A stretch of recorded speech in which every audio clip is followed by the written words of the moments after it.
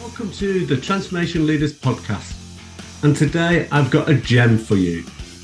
My guest is Shamila Mhearban, and honestly our conversation just flowed to the point that we still have so much more to cover. We may have to arrange for her to come back on a future episode.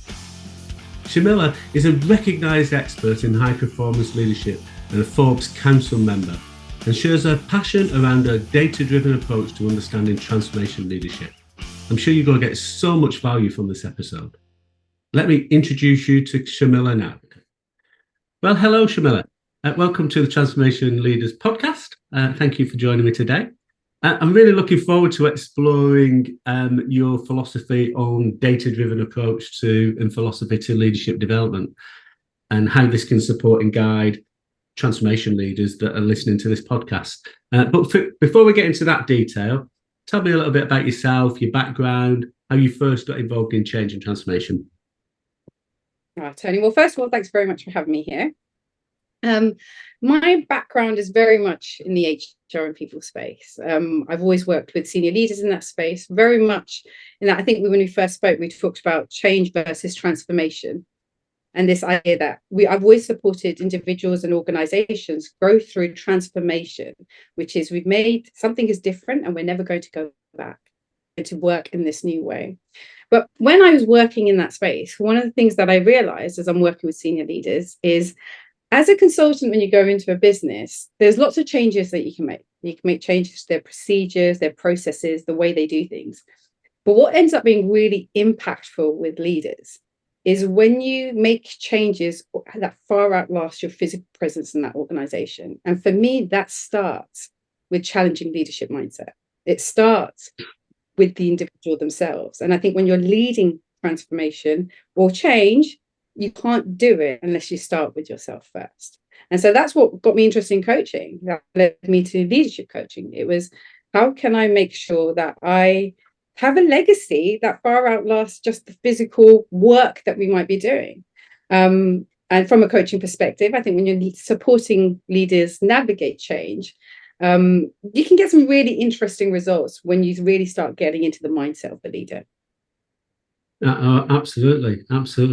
And that question around transformation and change leads me on to the first question that we ask everybody who comes onto the show. How do you define transformation? I mean, transformation is something that happens when we commit to a better way of being, of doing things. And as a result of that newfound knowledge, insight, way of working, way of living, we don't go back. And we transform into something that's bigger than the moment that happened before it. And when that transformation happens, it also means the individuals in that transformation are genuinely engaged. Sometimes change can, but not bring everyone along with them for the journey. But when real transformation happens, everybody who's part of that process is transformed to being different. And to me, that's how transformation really embeds itself as a long-lasting impact. And in your experience, because that's a real challenge of bringing everybody on the journey, especially within large organizations. So in your experience with the organizations you've worked with, what sort of things have you helped leaders to implement that has allowed them and helped them to take more of the people on the journey with them, going through that significant change process? I think it starts with, and it starts with the basics. I think when I'm working with leaders, what I start with isn't necessarily the outcome we're trying to achieve, but what's going to matter when we get there. Right. It's the values piece that really makes an impact, right? And I think often when we think about inauthentic leadership, that individuals haven't bought into inauthentic leadership. That's why it's inauthentic. And because they haven't bought into it, they're not following it. And because they're not following it, really the leader is isolated. You can't be a leader unless individuals want to follow you. And so when I think about the most impactful change that I've had, honestly, it starts with the most simple thing, which is before anything happens, is you sit down and you clarify what's going to matter when we get there. And typically, that's very grounded in an organization or an individual leader's values. And when you do that piece and draw that out, irrespective of how the outcome happens and how we get there, fundamentally, you know that when that end point comes, we've achieved what was supposed to happen because it was values based. I think often when change happens and people aren't along for the journey, you'll see a disconnect between the values of the organization, the leader who's leading that space, and the individuals who are being affected by it. There's a lack of alignment there. And how have you found leaders respond to you in that respect? Because that will, in many cases, might be completely outside of their comfort zone to start talking about the values right up front, because the expectation will be, well, we're here to deliver outcomes or results. So, you know, how have people responded to you when you sort of said, that's my focus and that's the approach we're taking here? Yes, I think it depends on the work that's gone on, the conversations that have gone prior to that. I think if you go into an organization, just start at that point, inevitably, once again, you're going to get pushback because there isn't enough authentic dialogue that's been built up to have those conversations. I think I personally, I always start with asking, why are we here? Tell me about your previous attempts at transformation or change. What happened? Yeah. Where did that start? And I think when you give leaders or in any individual an opportunity to step out of the day-to-day priorities of the day-to-day that might be affecting them and take that kind of broader view of what's happened in the past and what are the lessons that we've learned from it, how might that impact what happens in the future, and from that space, what are your learnings? Often it comes across quite organically. Leaders will themselves volunteer that, oh, we went through this process. It was really hard. It was really arduous. It was an 18-month project. And then when we got there, it didn't turn out how I wanted it to be. It wasn't what I expected. And I think often consultants are bought in because these things have happened in the past that haven't necessarily gone to plan. And so there's a missed opportunity if, as a consultant, you're not going in and getting the broader context of what happened in that organization that led to the conversation today. And as soon as you start picking up on that a little bit, it's very easy to see where change hasn't, or transformation hasn't happened in a way that supported the business needs. Yeah. And I think, again, picking up on something you just said there, it's the lessons. What lessons can you take from failed initiatives or where the outcomes have not been what you expected? And all too often, although within a typical process, there'll be a process that's like lessons learned, people sort of skip over that, forget about that, and move on to the next thing. And there's so much, it's such an important element that is so often forgotten, and there's so much value in it if you run it properly. And I have a similar approach when I'm first engaging with a client. It is, well, tell us about what's keeping you up at night. Tell us about what you've tried. Tell us about why that you feel that hasn't worked effectively, and again, why we're here. And a lot of times, it doesn't necessarily come naturally for people to share that stuff. But it's like it's unpeeling that onion again, isn't it? It's just pulling back the layers and layers and layers until you get to the real core issue. And once you're there, it's like a light bulb's been switched on in the room. Tony, I couldn't agree with you more. And actually, this isn't just thing from an organizational perspective. This is a fundamental value, if you like, that I've built my coaching around, because I absolutely agree with you. I think even if we look at a lot of traditional coaching programs, there's this idea that we set goals and we're going to work towards them, and your coach is going to support you working towards those goals. And absolutely, there is an element of that. But actually, a coach cannot truly and effectively support you, I believe, unless they've developed some sort of dialogue shorthand on what are the lessons they've learned previously and how are those going to impact what's happening today. And so I think there's a lot of there's this idea around coaching that what is, I write down goals and then I have an accountability partner, and that accountability partner is going to keep me on track to achieve my goals. And yes, that's a very small foundational part of effective coaching. But truly effective coaching takes the moment at the outset of a program to say, tell me a little bit about those lessons learned. Tell me a little bit about your biggest wins. What are the key things that we can pull out here that really served you? Lessons that potentially you do overlook in your day-to-day. And, I have this sort of joke that I have with clients where I say, well, look, we're going to have a reflection of the lessons that you've learned over the last 12 months, but then we're also going to develop a little bit of a shorthand around it. So let's get a record of this. But what's like a 5-sentence thing that's going to remind you of this exact situation we've talked about, which might be happening as a pattern for you? And, clients come out with some really interesting stuff. Darn it, dude, you got this is a great classic one, because there's a whole story of like this childhood character, this individual you still watch, and this individual, darn it, dude was a statement. It doesn't make any sense to me. It doesn't connect to me at all. Yeah, and yet when we're in coaching sessions, right, and you've got this kind of pushback and you're seeing these patterns emerge, it's not enough to say, oh, you've got that goal that you're working towards, and I'm going to act.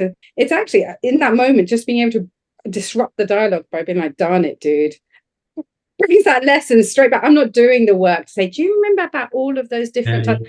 I'm literally giving my client that 5-word statement, and immediately you see the penny drop. I love it. It's those I love that just those little trigger points, isn't it, around just getting them back into a state that they're starting to look at ways to move away from. So critical. So tell me, often we just sorry. Yeah, go on. No, go on. I was just going to say, so often we just focus on what's right today, what's happening right in front of us. And going back to that transformation piece, the reason why the values piece is so effective is because it pulls individuals straight out of that day-to-day, straight out of the firefighting they might be in, and going, actually, I've been here before. There are different ways of addressing this. Let me tap into that mindset rather than the firefighting mindset that I might have come into this conversation with. Yeah, but that reminds me of an organisation I've done lots of work with over the years, and they were growing really, really quickly. They were winning new business, they were acquiring businesses, doing everything, and went from, they grew tenfold in 10 years, up to billion pound plus revenues. And their key people were very, very comfortable in the trenches and in the weeds, in the detail, and loved it. So that was their comfort zone. Trying to take them out of that and saying, well, this is just becoming a repeatable process now. You do some work and then you get back in the mire again because you haven't actually resolved the core issues, or you haven't resolved what's causing all these problems to arise within contracts. So let's get your head above the parapet and let's start talking about a more structured solution that can. And they felt that they found that whole process really, really uncomfortable because their comfort zone was in that, and they were seen as heroes almost, because they were able to go in, sort the problem out, and come out with the cape on and walk out saying, yeah, I've sorted that out. Where's the next fire that I need to put out? And it's a mindset and it's a values thing, as you said right at the start. And it took so long to break them out of that. And to some extent, every now and again, it became the glass ceiling for their growth, because they just couldn't manage all of these fires simultaneously happening. I think that connects so closely with what transformation really means for individuals and organizations. And it goes back to that earlier question. An organization might be going, hey, we've got this big transformation project. But isn't it such a valuable exercise to sit down with each individual leader or stakeholder in that and say, what does that transformation look like for you? What are you going to transform into that you don't go back to? What does that change look like for you that you commit to? Because once you have clarity on that, if you're committing to becoming, I'm going to become much more strategic. So my transformation is going to be in that strategic space. Suddenly there's a different level of accountability. Whereas if you're always going, my job or how I feel happiest is when everyone around me is rewarding and recognizing me. Sometimes that doesn't always lead to where we want to lead. It doesn't really, because over time, inevitably, when praise comes to us too often, we start to devalue it because we're human and that's what we do. Familiarity breeds contempt. So over time, you'll have many of those leaders who will ultimately dismiss the feedback from their team or the people around them over time and go, well, that doesn't mean anything. I'm still not good enough. And it comes because they haven't done that transformation piece within themselves. What matters to me when I get there? Yeah, no, absolutely. So let's go back. I'm quite keen to explore your sort of data-driven approach and philosophy that you talk about to leadership development, and understand a little bit more about that. So tell me a little bit about that and how you utilize that and to help leaders change in the environment that they're working in. Well, one of the things that I've always found is observations are powerful. Data is even more so. Yeah. Data has impact in ways observation doesn't. And observations in a coaching and dynamic are really important. I've got my dog here trying to get attention from me, Tony. So, and at some point I can show him to the camera because he is very cute.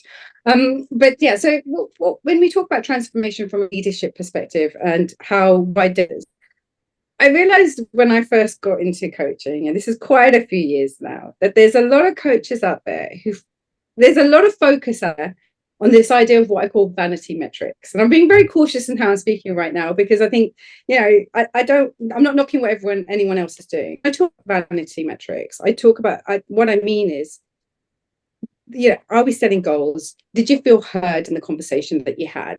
Did you feel like you had active questioning put back to you? Did you feel engaged with the session? And this is all really important information. But what it does is it takes away the recognition that real effective coaching isn't what happens inside a session. Mm-hmm. It's what happens outside the session that then informs what happens in the session itself. And so actually, if a leader or if an individual is only focusing on what they're feeling or processing in their coaching session, to me, that is vanity metrics, because we're not recording the ROI data outside of the process. And so I started looking at, what does that mean? If I don't want to collect vanity metrics, what is the information I'm looking at? And so it's around this mindset progression piece. I think often we don't realize that changes happened in ourselves. Mm-hmm. We might objectively look back and go, I feel differently to what I felt 12 months ago. But we don't really get the minute data that helps inform our intrinsic motivation. There is no better way of building momentum for the direction you're traveling in than to see the positive results of the direction you've already been traveling in. Yeah. And so for me, it was really key. Having that data was going to support the development of intrinsic motivation in the individuals I'm coaching. And when I'm doing that, I'm making them truly respond for the results that we gain through the coaching program. I really am removing myself from the process. Right. And that was really important. Yeah. And I realized by doing that actually the outcomes that you achieve for your clients are no longer around how do I incrementally increase my performance from last year. That's actually not the kind of conversations I'm having with clients at all. It's how do I achieve my best year yet, with clarity on how I'm progressing towards that goal and clarity on what is the return on investment and the isolation impact of the work I did with my coach. So what it allows me to do and allows clients to do is completely take away this whole, was I heard, or the questions, the right questions, which is important, but you know that when you're traveling in the right direction, and focus much more on what is the data around my mindset progression? How is it changed towards versus what it was towards what I wanted it to be? And how do I know that when I get there, that success is going to serve me? Well, we've done all of that work from the outset of the program. We've understood this is the data points we're gathering. This is how we'll know. This is the check-in that we're doing every month. And I should also say that this is, I think, difficult to do in a traditional method. I deploy specifically developed software to do this, because I think traditional coaching, which just focuses on the conversation and the dialogue, which is really key, needs that technology piece to really support the development of awareness and intrinsic motivation in clients. So that's where, so the reason came from this. I wanted to be different to what everybody else was doing, but also, my motivation comes from having really aspirational goals. And so if a client is coming to me, what matters to me when I get there, and they say, well, I kind of want to really work on my prioritization. That's all great, but that doesn't really excite me. Come to me with your aspirations for your best year yet. Let's get that down. And then let's figure out a roadmap to deliver on that, getting the data along the way. That's, It's interesting as you were talking there, the image that came into my mind, because I'm a visionary person, but the image that came into my mind was one of a satellite navigation system. So, because if you go in the car, you put a destination in, don't you? And you don't just wait for the next month until you find out if you're going to arrive at your destination. It's monitoring your journey all the way through and giving you guidance on whether to turn left on this junction or go straight on, or there's an impending obstacle coming up. Do something about it now. And that's what you're talking about, really. It's if I just put a destination in and said, "Oh, thanks, Shamila, I'll see you next month," I'm never going to get to my destination. I might do, but it's unlikely that it's a straight line. It's always a wiggly line, isn't it? So yeah, that was what came into mind. Does that make sense? Does that chime with you? I love that, because also it's not just the turning left and the turning right, but it's the brakes, right? Think about it. You're going on a really long drive. And yes, the operational part goes, how am I going to get there? Is my car okay? And what's the route I'm going to take? And there absolutely is.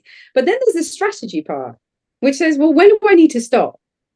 And what am I going to be stopping for?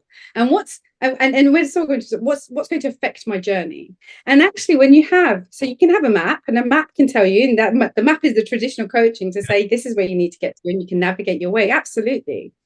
But you can make better and more informed decisions about when you should be stopping and how long you should be stopping for, if you have that clarity of data. And that's where data is really key. We've always known how to get from A to B. I always say to leaders who work with me, irrespective of whether you deploy me as your coach, you will get to where you're going to, because there's no way you've gone on this trajectory and you're not going to. The real question here is, how efficiently are we going to do that, and what's going to matter when you get there? Yeah. So I can translate it into large-scale organizational transformations. Then, what sort of key lessons can you share now that leaders who are running transformation programs, change programs at the moment, can look to deploy within that structure? What are the 2 or 3 things that you would say, these are the things that you should be looking at, or these are ideas that you should explore a bit further? I love that. I think the first thing that I would like to introduce is it's not just about the leaders. Mm-hmm. Actually, Argentina, is to recognize that really truly effective transformation, it doesn't happen top down from a business. Yeah, it happens, it brings the whole organization along. And so actually, one of the questions you might want to be asking yourself before you start is, how am I planning to bring the whole organization along? What are we doing? And so in that, how am I planning? Communication is key, which brings me to my second point. If we're not talking about the communication strategy as transformation is happening, what you're doing is you're basically talking out your ideas that you're going to implement down, which may or may not be bought into. It won't matter when you get there. What will matter when you get there is, how informed was everybody in the process? How much did you take them along the journey? So what is the communication strategy around that? What are you willing to share? What are you not going to share? What's the strategic thinking around that? And once again, how do both of those things, so how do leaders bring the whole organization along with them, and the communication strategy, how do they align with the value of that organization? Because if those aren't aligned, immediately there's going to be inauthenticity in the process. And as soon as there's inauthenticity, you've lost it. So I would say it all starts from, if you're already in that change or that transformation piece, stop, pause, check if you're, where's the communication strategy at? Is this a top-down drive, or is this genuinely happening at all levels of the organization? And how aligned is it with the values that we've put on a board somewhere? Does this really reflect us? And I wonder if, even if you're going through that change, you're seeing problems, that if you start comparing those 3 elements, that you might draw out some of the issues and where they might be sitting. So I would say, people first, right? Yeah. People. Effective change happens when procedures are important, but it's people first. Who's involved in it, how they're being informed about it, and what do they feel underpins what they do. So playing devil's advocate a little bit, so that's my role here. Oh, okay. I'm running a large-scale global business, a transformation across a global business.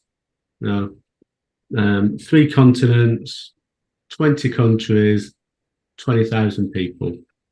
Yeah, you're asking me to talk to every one of those 20,000 people, get input from every one of those 20,000 people? Really? It's a great, I love the fact that you've asked that. And you know what my response to that would be? Do you really believe you're the answer for this whole organization? Absolutely, you can't do that. There's a capacity issue there completely, but also goes back to that individual wanting to be the answer. So straight away, it's about, when we say bringing other people along with you in the journey, it's about creating champions across the organization who are going to be able to feed into that. Well, of course, one person can't do it, but the reason why one person can't do it is because one person can't enact change or transformation. And straight away, even when you hear that type of thinking, it tells you where the organization and leader themselves are at. There's still the work that needs to happen is the transformation piece for themselves. You can't be the answer in this context. So if you can't be the answer, and that's where you normally get value from, where else can you get value from? Because if we can connect that with how you feel good. So is it that you want to be the driver for this change? Is it someone that you want to be the overseer? Do you want to be the information person for this drive? What's the role you want to play? And then let's check that in with other individuals. But often when people worry about I and they focus on that I, what I'm hearing is you're really not thinking about that organization as a whole. Where are the champions? And then it works in organizations' favors to think like this as well, because from a succession planning piece, you don't just pluck individuals out of thin air to get into senior leadership roles. I mean, some organizations do, but that doesn't necessarily always serve those organizations. And so when we think about the champions, what is the talent we want to keep in the business? How do we want to develop it? And if we want to develop in a certain way, what do we need to expose it to? How can we use this opportunity to expose that talent so that they can continue to be champions and hopefully future leaders? But it's really interesting the amount of times actually, and I'm because I smiled as you said it, Tony, because I've had these conversations actually, and it's really interesting. And it's almost, well, do you think it's possible? How can we make this possible? Because you can't be the answer. I totally agree, and I use a lot of sporting analogies when I'm working with clients. And I remember a book that I read probably 20 years ago. It was written by Sir Clive Woodward, called Winning, and he was the coach of the England rugby team that won the World Cup back in 2003, I think it was, or maybe 2003, I think it was. And he was talking about how he created a number of leaders within his team. And so there was a leadership team, and within that leadership team, there was a leader for the defense, there was a leader for the attack, there was a leader for all these different things. And within those individual teams, there was leaders. So everybody within the team had a leadership type of role, and they were there to create their own objectives, to create their own rules, to create their own ways of working, but spent a lot of time communicating what it was that we tried to do to win the World Cup. And it was over an 8-year period. So they got to, I think they got to the semi-final in the first World Cup that they went to, and ultimately failed in their objective. But again, they used that as a learning experience to go on to the next one and win. And the organisation I was working for at the time, when I read this, I went out and bought about 20 books and gave copies to the team, because there's so many lessons that we could apply into an organisation, and that's still relevant today. It's fascinating, as you say. As a coach or as a leader, you can't play every position on the pitch, but you can support and guide and establish a team of people that are leading their teams of people that can then cover the majority of places on the pitch. And that's the key to, as you say, take people on that journey and ultimately deliver the outcomes that you've set out to deliver, I find. I love that. And I think as we also need to be really careful though, because I love what you've just said, and it's very based in this positive space. But I also think, leaders, we're all human, right? And we have fears. We have fears about our skills being obsolete. We have fears about not being able to deliver, not having the answer. And I think this not having the answer is a particular one. And actually, there's an analogy that I use with a lot of leaders when I'm talking about making this shift. And I'm going to go with me now, Tony, but I use this analogy where I say, well, okay, let's pretend you're visiting a national park. Right, we're visiting a national park that you have never been to before, Tony. And you say to me, look, Shamila, I'd really like to go. So name a national park you'd like to go to. Any national park. Well, the one I know is the Lake District because it's just up the road from where I am. But wow, we're going to pretend you've never been there before. Yeah. And you've just said, I really want to visit the Lake District. And I, because I'm that sort of person, said, you know what, Tony? I know the Lake District really well. I'll meet you there. Let's meet at 8:30 a.m. tomorrow. And we're going to meet you there and I'll show you around the park and you're really excited. And so you get there at 8:30 a.m. the next day. And I've been awful. I've stood you up. No call, no nothing. Not even an acknowledgement. I've stood you up. You're like, great. And you haven't come with a map because you thought I was coming with a map. You've literally come with yourself. And as you're standing there, you look a little bit lost because you don't know what you're doing. Somebody comes up to you. And they say, hi, you look a bit lost. You're like, yeah, I am. I've never been here before. And this individual says, okay, what's your name? Tony? Right, Tony, really nice to meet you. Don't worry, I'll show you around the park. And so you immediately get this sense of, oh, okay, at least there's somebody else here. And you're like, okay, thanks very much. And they're like, have you thought about what path? Do you know about any of the paths? And you're like, yes, there's one to the left here, I've just spotted. And the individual goes, no, Tony. I know this path really well. You don't want to take that path. That's a good path for you. Let's take this path to the right. It's going to be way more adapted to your to the way that you can move and the fitness level that you have. Let's go. I'm sure. And as you're going through this path, the individual might say, look, there's a scrambly bit coming up. Like there's a rope here. Make sure you grab the rope. Have you got the right shoes? Get the right shoes on. And there's a wet bit coming up and they're telling you how to go through the muddy bit. And after a period of time, which you don't know how much time has passed, but apparently it's 8 hours because this person turns around to you and says 8 hours have passed. They say, we're at the park now. Have you enjoyed this journey? Mm-hmm. And you made your way from one side of the park to the other, but you very much followed the map that this individual set out for you. And you did it in exactly the way that they mentioned. And you were successful in your trip, but you were successful in their version of what your trip should have been. Yeah. We're going to go back to the beginning of this national park. I've been really poor. I said to you, I'll meet you a second time. And you've forgotten what this national park looks like. And this time I said 8:30 p.m. And I've still stood you up. And you arrive at the park and it's getting dark. And this time there's nobody there. And you find a flashlight on the floor. And you check it and it works. Luckily, you shine it around and it shows you a path in front of you. And you decide to take that path. And you follow that path. And over time, as you're going on your journey, the flashlight keeps illuminating information that may or may not be relevant to your journey. But you get to decide.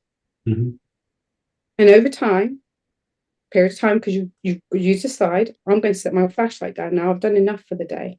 And you figured out a route to the other side of the park in your own way. And you set it.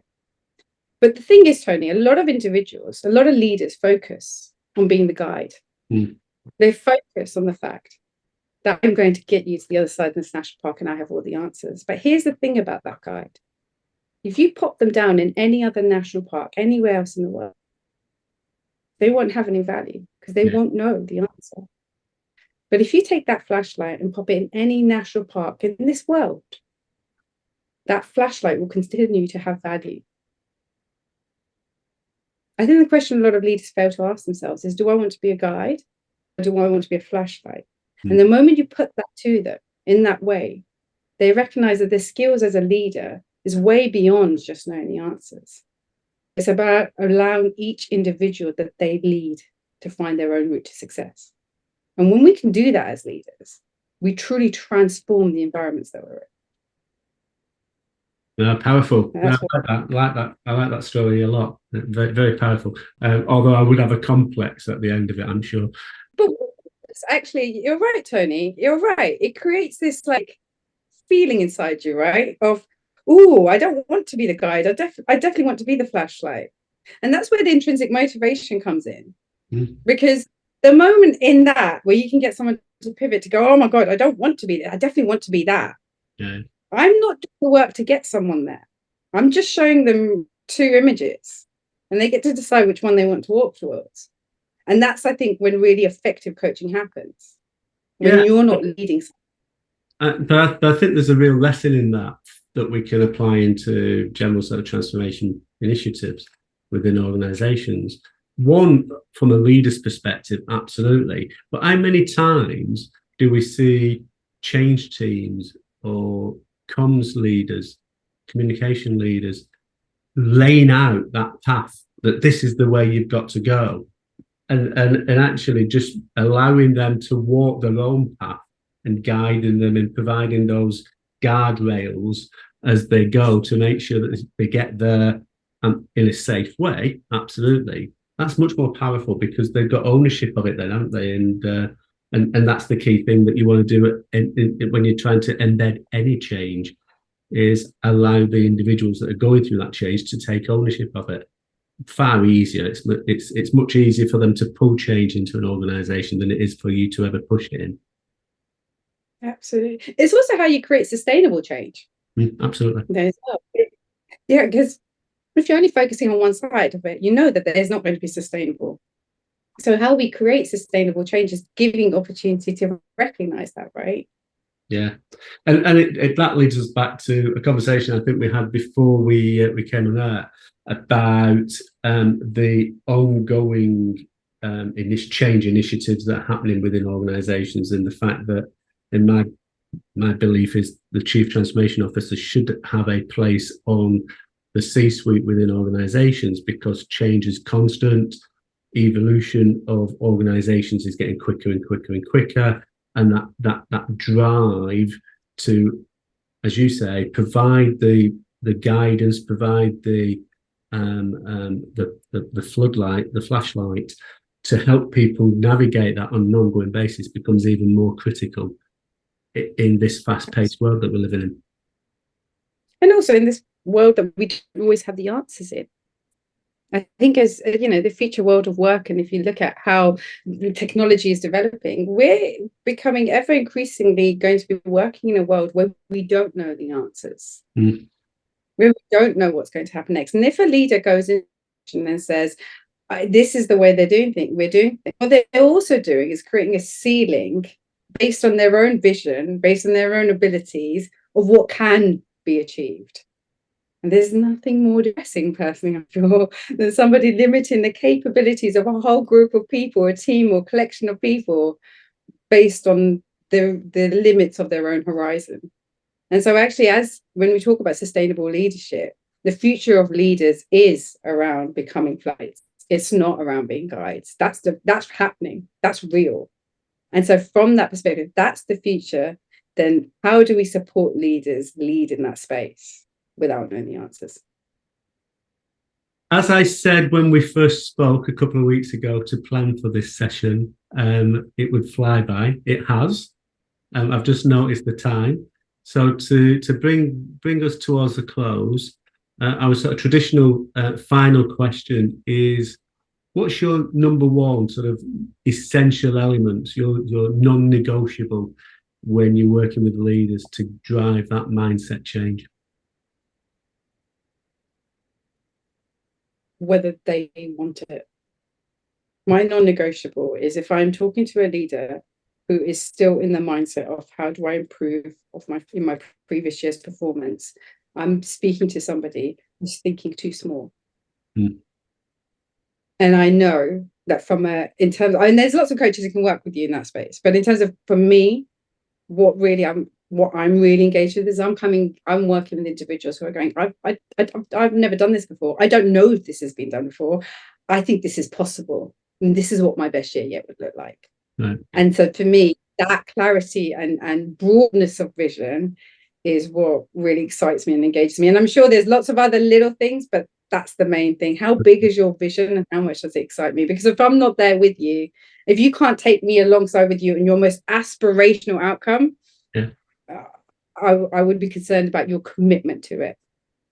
Yeah, it reminds me of a podcast I was listening to just the other day, and I can't remember the guy that was being interviewed, but he was talking about, I'll dig it out, but he was talking about you need to have it's the energy that you put behind your vision and sort of your goal that really matters. If your energy is 9 out of 10, just you may as well not bother. It has to be a 10 out of 10. You need to be really going for it, and that. And they were talking about one of the things they were talking about is productivity, and having a to-do list. And I said, forget about your to-do list, forget about productivity, get your energy right, and really focus upon the things that you're most energized by, and you'll naturally enjoy the process. But you'll be wanting to learn and adapt and take on new things because you're really, really sort of vibrantly energized about achieving it. And I think that's a little bit about what you were talking about there, isn't it? If you're asking me what do I want to do, and I come back with an 8 out of 10 response, you're like, I'm not the person.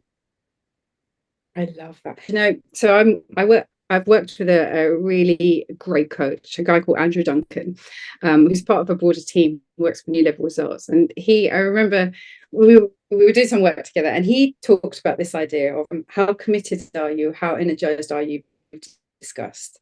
And and he gives it a level. And this is something I've learned from him, and I deploy it in my own programs. But he says, tell me, out of 5, how committed are you? And you'd be so surprised. The number of people who won't say 5, by the way, is classic. Everyone kind of goes 4. And his response, and it stopped me in my tracks, and I now use it. And he said, when was the last time you cleared a 5-meter jump with a 5-meter gap with a 4-meter jump? Yeah. Tell me about the last time that happened. Great. Never happens. Yeah. And the moment that's never happened. Okay, so you're coming to this with a plan that you are telling me that it's a 5-meter gap and you've got a 4-meter jump prepared. That's what you're committing to. So are we going to make it? Probably not. Let me know when you come back to 5.